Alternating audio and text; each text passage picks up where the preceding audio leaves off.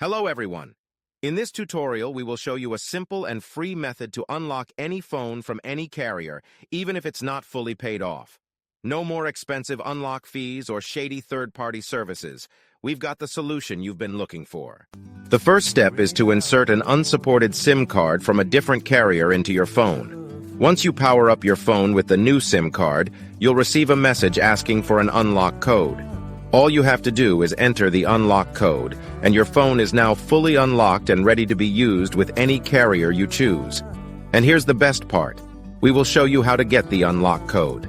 To do this, you need to find the unique identification or serial number of your phone called the imei number.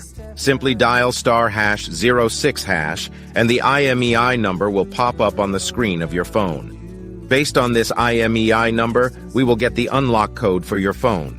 If you're a T-Mobile customer or a customer of a mobile carrier that provides a device unlock app, you won't need an unlock code. Things will be much easier for you. Visit useanysim.com and find straightforward instructions to unlock your phone for free, based on the imei number of your device. Get started now and enjoy the freedom of an unlocked phone, all for free. Thank you for watching. If you found this helpful, please consider subscribing and sharing with your friends.